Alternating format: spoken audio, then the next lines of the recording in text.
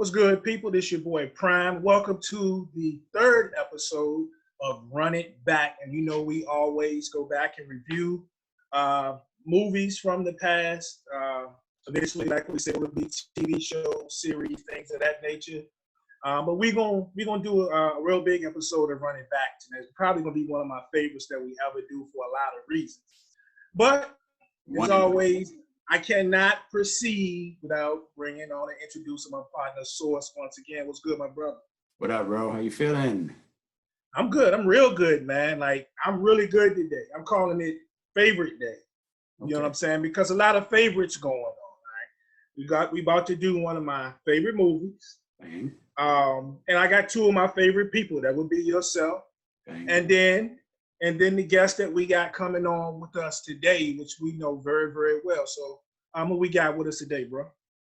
Oh, we have hailing from the mean streets of, I ain't gonna put her business out there. Both of our friends. She like being the better than she like me because he dark skinned and she's, anyway. Coming back. The homie. Look, I'm not gonna say anything else about her until she get in here so she can hear everything up front. Kim Clarke in the building. Kimberly Clarke, as I will always refer to her. No, Kimmy. All of them. Might be one, might be all of them. Hello, what's up? What are you doing? How are you? Really? Really? How are you? What is that? Who are you right now? Michael. Okay. Are we gonna keep it professional? We're gonna keep it professional. Hi, Beanie. Hey, what's going on, Kim? So I was telling him I got two of my favorite people. And I don't like a lot of people. I get along with a lot of people, but I don't like a lot of people. So you are two at the top of my list of favorites. So, and we're going to talk about one of my favorite movies. I got a lot of favorite movies, but this is one of them. And it's take it back to the year 2000. And we're going to talk love and basketball. Okay. No doubt. So we ready? I'm ready. All right, let's get into it, y'all, because we got a lot to unpack right here. So movie came out in 2000, right? So I first want to start off with our guest. Kim, what was your first overall impression of this movie? Loved the movie. Thought it was so romantic. The soundtrack was off the chain. I used to listen to it all the time. Just absolutely loved the movie. Black love. No doubt. Yo, Source, what about you? Yeah, man. Same. Love the movie. Basketball. First of all, there's not too many movies back then or before that actually had solid basketball action in what was supposed to be a basketball movie. It's really a movie about love, but basketball at the background. So we know it's rare that they show decent basketball action. And this one, it was pretty solid overall. And I'm surprised more because they did a solid job with the women playing basketball much better than they did the men back then, for real. Yeah. Yeah, well, you know, a lot of those were like real players throughout the whole deal. They were real students back at Crenshaw High School. We saw some real basketball players when they got to the college level. But to me, yeah, I think it was solid on both sides. And I really think that the women, like, they were really getting it in. Like, the women's game looked like was really authentic looking. So that was one of the things I loved about the movie. So when we jumped into this movie from the start, we see young Kyla Pratt, bro.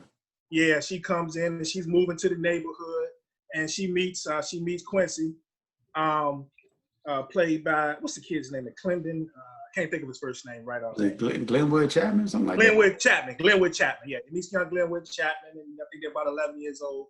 And they come to the neighborhood, and when they first meet, and young Monica shows them that she got some skills on the basketball court. She gets on the court with the young guys, and she does her thing. And I like that part. Just off the bat, they're just showing that women got game too. Kim, what do you think about that?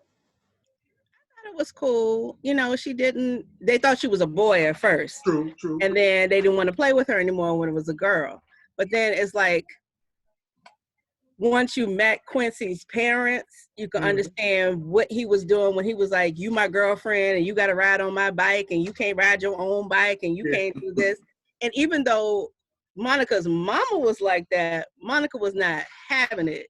So, oh, yeah, that was a whole issue with the male chauvinism and male-female dynamics right there started off the bat with the kids.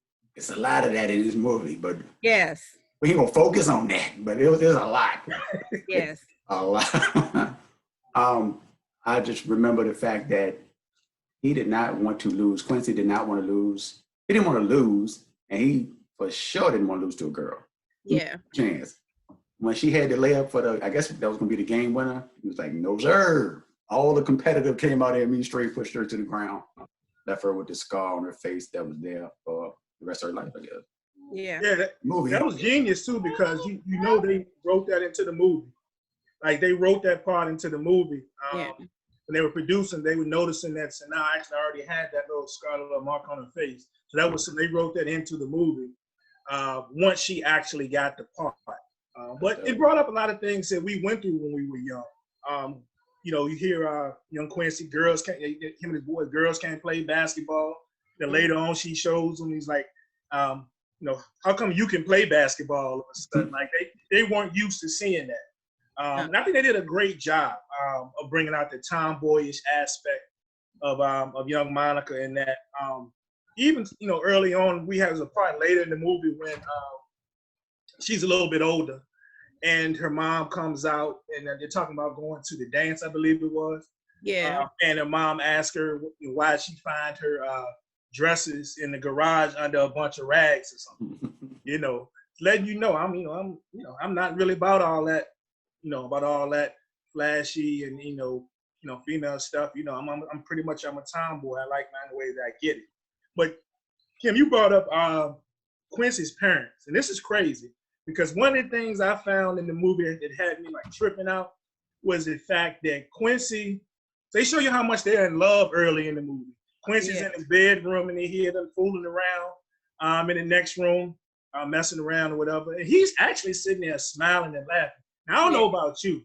I ain't really trying to hear my mom and pops in there doing what they was doing. So I don't know if I'd have been smiling. I'd probably been the dude just to put the pillow over my head. But I think probably because their relationship was so tumultuous that he was happy that they were happy and they were in love. Because his daddy was a dog and everybody knew it. Mr. Allstate. Yeah. Mama knew it. Poor man Denzel Washington. Yeah, that joint was crazy. But what was crazy enough was when he heard him fooling around, one of his first things he did was get out of the bed and go look out the window. All of a sudden he's looking across at Monica's room, from there. So, and we see that a lot in this movie. Yeah, I think part of that was the fact that he was like later on when they're fighting or whatever, he does something similar. So it's kind of like he went to her when his people were happy or when his people were sad. So it didn't matter. That was his go-to person for real. He used to climb out his window and climb in hers when they were fighting and stuff. Yeah, I laughed. They said that young Glendon Chapman and Caleb Pratt, they said it took them 30 minutes to actually kiss each other. Because when they had the scene in the movie when they kissed, it's like, you my girl, and they go to school. He said it took them 30 minutes, and they had to ask their parents to leave the room. And they said it was what was crazy was they both kept working themselves. Okay, I'm gonna do it this time. I'm gonna do it this time. Yeah. And then they would go to do it. One of them couldn't do it, or both of them couldn't do it. It was hard for them. But yeah, they were young. They were young. First kisses, I guess. Yeah. So, so it's evident that Monica had mad, strong feelings for Quincy from the jump. Because you think about it, we jump 6-7 years later. They're in high school, both playing basketball. Yeah. And we notice Monica right off the bat. The first scene that comes to my mind is, you remember, she's looking out of her window, and your boy Quincy out there posted up in the car in the neighborhood. I'm out there with Shaw Jackson, whoever her character was supposed to be in this movie, all hugged and kissed up. And you see she's feeling some type of way about it, even though he's like homies or whatever.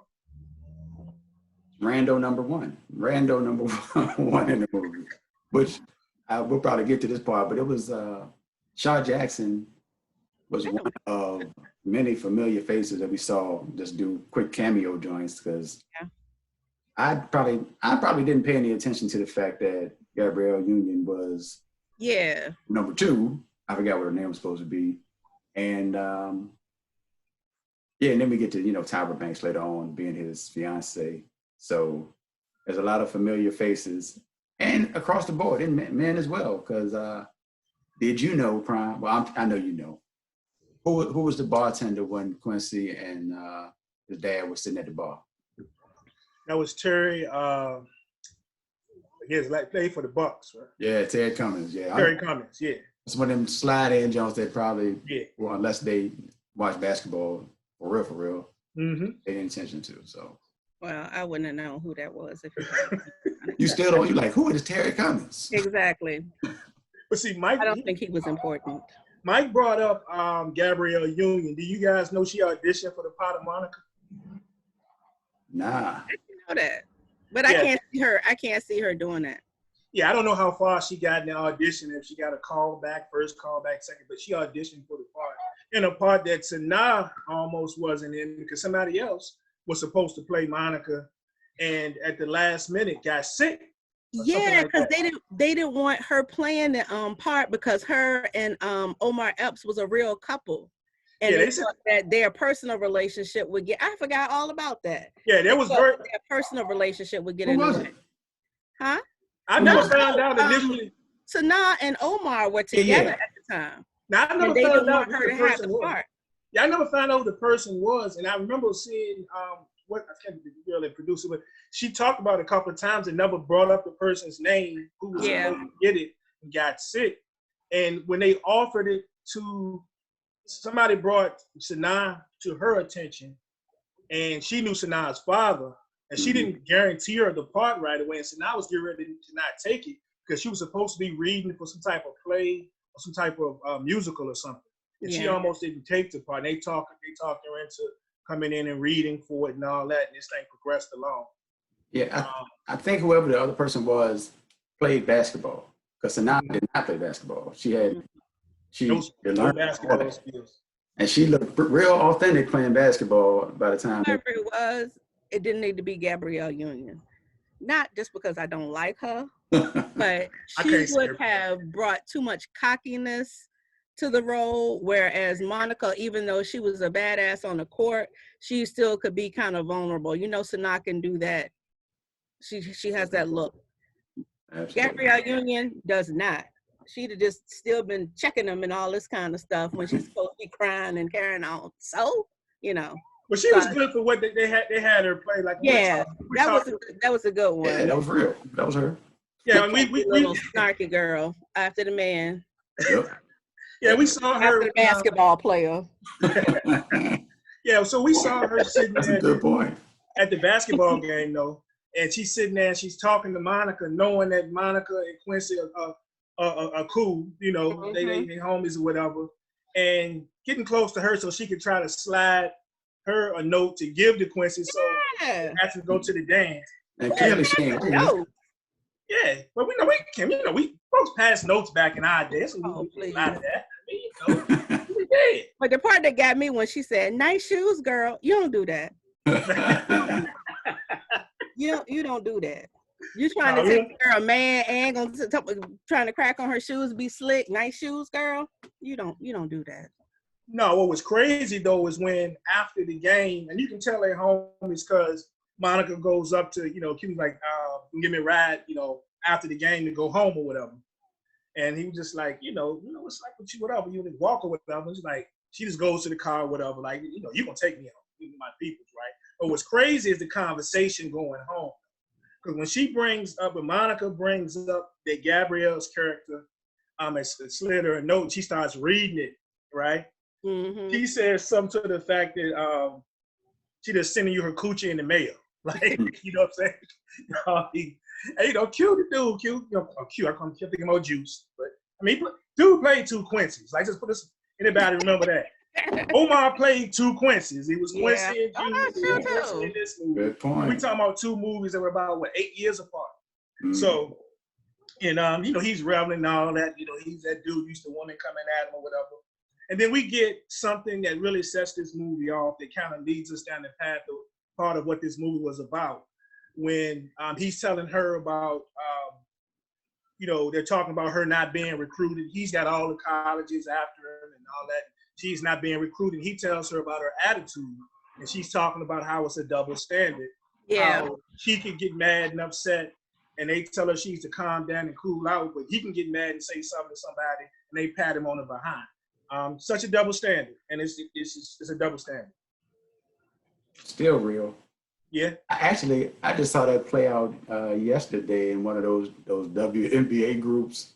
A guy asked, should WNBA players be allowed to curse on social media? I was like, bruh, have you ever asked about anybody in the NBA cursing on social media? Like, what is that? That's nothing but a double standard, but Should they be allowed to curse as in it's not ladylike or something? I don't know what he meant. The question was so stupid. I just responded to it and left it at that because it makes no sense. Yeah. So then we skip forward. We get one of the scenes where we were talking about earlier, Kim, where Quincy's family was so lovey-dovey, and you can hear him in the next room now. Later on, they're arguing, and they're having one of the many arguments, it seems. And as Mike brought up, we see the classic scene, or we see Quincy get up, go out his window, go knocks on her window. Nothing need to be said. She already knows. She knows what time it is. Yeah. Opens the window. He goes in, and that's just how they were. They were tight like that. That's love. I think because they both had issues with their parents' relationship. Mm-hmm. Because Monica saw her mother as just like a doormat. Mm-hmm. And even though they didn't argue, fuss, and fight because that wasn't Monica's mom's way to do things, she just accepted a lot of crap from her husband that Monica didn't think is right. So it was similar relationships between the parents because remember the mother came in one time and said she had a headache, she was gonna go lay down. The daddy come in, what shirt should I wear? And she picked a shirt, well, iron both of them just in case I have some options. And instead of her saying, I got a headache, go iron your own shirt. She went ahead and ironed the shirts. Was very telling.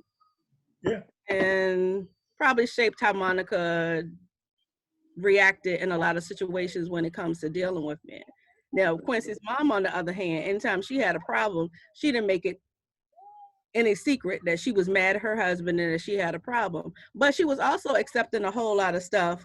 Yeah. Just like Monica's mom was, because she knew he was messing around. She didn't get an attitude about it until the baby came and her money was going to be messed with. Yeah. That's a whole So nother they were very similar in some ways. True. Yeah. I love one thing I love about movies is we get to see the whole family dynamic of the makeup of the family. Mm-hmm. When we talk about, we sit back and we talk about Monica's family. So you talk about the dad. Dad was pretty much, I'm the head of the household. I'm the guy who's go out here and work. But he was also that guy that was sympathetic to his kids. Like I look at Alfred Woodard, right? So I look at her character, and I look at Regina Hall's character, which is Monica's older sister. Yeah. Regina Hall's character seemed like more the person that would probably hang out with the mom a little bit more. But she was well-rounded. She'd probably be mom's favorite a little bit. She'd be more inclined to go shopping with mama, go to the grocery store, but still live her own life. She could still be sympathetic with her father. She could still be that big sister. Whereas, Monica was drawn a little bit more to her father because even though her father was always working head of the household, he was kind of an apologist for it too sometimes. I think there was a scene or two, like they were sitting at the table or whatever, and tensions would get a little bit, a little high, and he would be kind of the person to kind of, well, maybe it's just this, maybe it's just that, when they're at the game, one of the games, and Monica's blowing up, and one of the few times we get to see Mama there, whatever, Pops is just like, she's all right. So interesting family dynamic. But we switch to the other side with Quincy. We look at Quincy. So his Mama just wants her man to do right, wants her man home, wants her life to be there. We look at a father, which was really a complex figure because this is a guy who goes out and commits, we know multiple times, adultery. Yeah. Okay. He's out here messing with other women, but by the same time, he's the same dude that's trying to get the best for his son and get his son to think beyond basketball and get an education. Yeah. Really complex, really complex. You think about that, Mike? Well, I mean, that's real life. That's real life. In a lot of situations, we see it on a daily basis, whether it's a pro athlete or not. It could be regular Joe down the street, and he rocked the same way. So it's kind of the dynamic that, I mean, it just shows that men still have to be better. And you can't put it on the woman to be like, you have to do right by me, because you should already do that if you made that commitment in the first place. Yeah. I think he also didn't want Quincy to be like him either. Like all he had was basketball. He could see that he was being used by his wife. He was being used by the industry. He was being used by those sponsors. Because I can't remember exactly what it was, but he was going into some business deal or something. But they didn't want him. They wanted his name. So he wanted Quincy to have something to fall back on. Because even though he was wrong for being, a dog on his wife the way he was, I think some men, and especially athletes, feel they have to live up to a certain image. He's nothing without basketball. You don't ever want your child to feel like they're nothing without something that's external rather than people wanting him for himself. I mean, I still think he was kind of hard on Quincy and the basketball thing and pushing him with the basketball thing, but he was looking out for his best interest and wanting him to get an education and not have basketball be his whole life. And that's all people want him for. Because you can see, even though he was, maybe I'm reading too much into it, but even though he was a dog, you could see the dad was kind of tired of being used. Yeah, because didn't he try to push Quincy to go to he brought up an Ivy League school, didn't he? Princeton. Yeah. Yeah, Ivy League school, which we know is going to be education first, even though Quincy obviously had a very, very possible NBA future. Yeah. Between his gameplay and just the bloodline alone. But I want to bring this up. Very interesting. One of my favorite parts of the movie. It is kind of deep. So remember when they go to the dance, and of course, Quincy sees Monica in that dress. He's like, damn, and they all, she's out with Boris Kojo's character. First of all, Boris looked old as a man. Was he a graduate student or something? Like, I don't get me started on that. But anyway, so when this whole thing is over, so they make it home. First thing we notice is Monica gets home, and she looks in the window. She's about to go in the house. She sees her mom. I don't know if she's sitting up waiting for or whatever, but she's sitting there and she's asleep. Monica elects to not go in the door, the front door. She elects to go through the window. And the very, very, very first time I saw it, I was like, what's she doing that for? Is she late coming home or something? But then the second time I saw it, I was like, nah, this ain't about her being late coming home. She just rather not have a conversation with the mother. Right. That's what that was about. Yeah. And that's deep when we're talking about their relationship. But this is what I really, really wanted to ask. Kim, I'm gonna start with you to see did you catch this, or am I getting too deep into this, right? So when she goes, she's in the room, she gets the letter from USC, she doesn't open it. She's got Quincy on the brain. She looks across, notice Quincy's home, right? They both end up outside. After she talks about, oh, you ain't, get it in with Gabrielle, blah, blah, blah. He took her home. And they have the conversation. They go to hug. She turns out, she kisses him. And then he looks at her like, what is that about? Then she said, this is crazy. She's like, come on. Like, she just ready to let's do this. Yeah. All bottled up. It's been years. I got to get this out. Let's do this.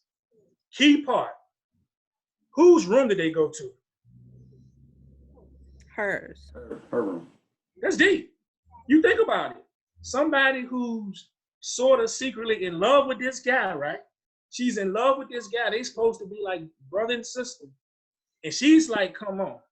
First of all, you ducked your mom to come through the window, but you gonna bring dude into your room. It seems like you had a better chance of getting away with that. I mean, you got away with it, but going in, Quincy's window where it's his mom was a little, watch out for these girls type jump. It was a little more loose in his house. I just thought that was deep that she was like, I'm ready to risk it all. Come on. It's a familiar place.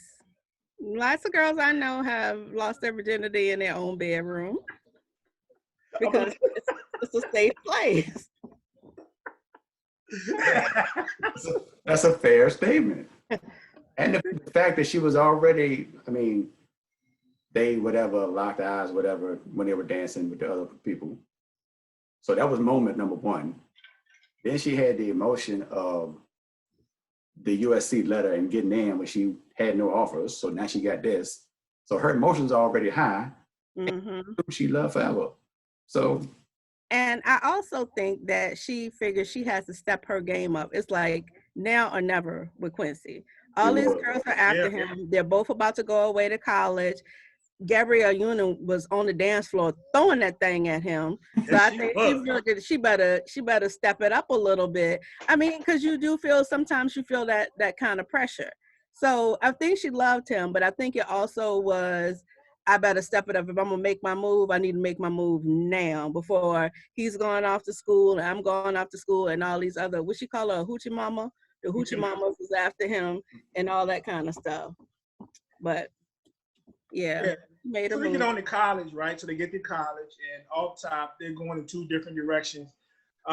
Monica on the basketball court, she's having her struggles. Coach is riding her back. Mike, I don't know if you knew, but they said that they patterned the coach after Pat Summitt. May she rest in peace. And and so she's having a rough time. Legendary basketball coach, who's a coach of Tennessee Lady Vols. I'll take your word for it. But so she's having her struggles on the court, getting pushed around, getting bullied a little bit. Quincy, on the other hand, comes in, living up to it, to the hype, starting as a freshman, lighting it up, got Pops courtside, and things are going in totally different directions for them, and they're in love and so on and so forth. And we see this through the whole deal until all of a sudden Quincy's having a moment with his father at the scene that Mike brought up earlier when they're at the bar. Terry Cummings running the bar. And his father puts out there about the paternity suit that's out there against him. And, he's assured by his father that, it just, the baby ain't mine. Notice he said that, pretty much to the effect that the baby ain't mine. He ain't said that he won't have an affair, right? And it took for Quincy to go home to visit his mother. She said, Debbie Morgan's character, his mother, she's drinking and she has the picture. She tries to hide her. And when Quincy brings it up and tries to defend his father, she decides to show him the pictures. And showing up, she even having him watch, and he's all shacked up with his shorty in the movie. And all of a sudden, things go downhill from there. Everything switches. Q starts to go down because he can't concentrate or whatever. Monica starts to flourish a little bit, in part because she gets a starting job because the girl that she always, Sidra, her starting point guard, gets hurt or whatever. Monica has to step in and she starts to flourish a little bit. That little short girl could ball too. Is she somebody real? Like, is she a real basketball player? I think I read that she did play overseas, I believe. I did read that, She was smart. I don't remember her at all. I kept looking at her like, is she somebody? Because it's not like you've seen her in more movies since then. Well, I don't see I think they were some hard sisters. The wild part about the relationship, because it started back in the high school time. By the way, we got like 9 minutes. Okay. It started back in the high school time because you always knew the dynamic was Monica looked up to Quincy kind of, and she paid attention to what he did. Mm-hmm. He may have paid attention to what she did, but he was not going to act like it. And he kind of, it was take it or leave it for him. It was for her.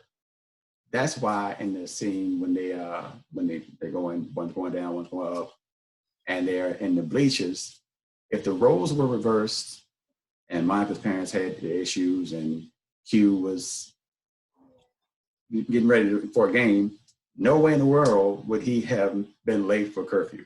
So it was him expecting her to do more than what he would do at any point in time, which is normal. They were so cute when they were like rubbing the ice on each other's ankles and stuff. I just thought that was the cutest thing I had ever seen in the movie. But then he was like super needy and clingy and you got to prove that you love me and all this kind of stuff. But when she's down, he basically was like, suck it up, buck it up. get it together, you know, but he expected her to just lay around with him all day, licking his wounds and icing his ankles and all kinds of stuff. And it was not equitable. When she's up and he's down, Yeah. he got an attitude. When he's up and she's down, he still got an attitude. So it's like, come on now, Quincy. Well, I guess we might as well get to it right now. What we were talking about before the show, Kim, when you mentioned somebody had ruined the movie for you, I'm gonna let you tell it from their point of view because I kind of came across the same thing. One of these woke people decided to get on Twitter a couple of years ago and blast this movie and say it was not romantic and that Quincy was a dog and he used Monica and he played her and that Monica settled for Quincy. And the only reason why Quincy wanted to be with Monica is because he didn't have a career anymore and he knew that that stewardess girl was going to leave him. Oh, that's deep. And my whole thing was he beat her fair and square, but he still gave her his heart. So that's what I always clung to as why this is such a great, like, romantic movie, Black love and all that stuff. But then she started pointing out all the wrong, crazy stuff that Quincy did. And I was just like, and after she did that, it was back when I had insomnia and I used to watch movies all night. And I watched that movie and the whole time my face was frowned up like, look at this so-and-so, you know, because she put that idea in my head. And then you start looking at, you know, and now it's a theme now where women are standing up saying, why do Black women get like a pat on the back for going through struggle love? And Monica went through some struggle love. And I just thought it was a nice little movie. And she ended up with her little chocolate baby. And she was in the WNBA. And her husband was sitting in the stands with the little chocolate baby, cheering her on. And yay, yay, yay, yay.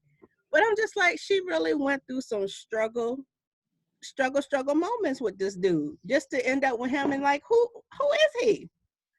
So yeah. You know what the key to that is? In no other part of the movie other than her sister setting her up for the dance was she with another guy. Right. And why is it always Boris Kojo? Now see, was I'm good. Nice getting tall. I don't know. Hey, we only got about 5 minutes, so I want to bring this up. A couple of things to note, right? First of all, the timing of the music in this. So remember when they were in the party in college before, when they were really having their issues and Quincy was starting to ignore her at the party. Yeah. They were playing It Takes Two, right? Yeah. It Takes Two. We noticed later in the movie when Monica Calhoun's character is showing them some attention. You guys know what they're playing? No. Do What You Like. I see guys. Yep. Oh, okay. Do What You Like. Digital Underground. They were doing what they like, I guess. Or Monica was trying That's to do real. Like, I mean, but so we all know how this thing ends or whatever. Basically, they go their separate ways for about 5 years. You know, Quincy makes a jump to the NBA too early. He has his issues. Monica is playing over in Spain, where everybody knows her. She's got kids running up on the street asking for autographs and things of that. And eventually, they find each other back. Quincy, they find their way back home. Quincy, he goes to visit his mom while his fiance Tyra Banks is away, and she's come back home. Monica's come back home.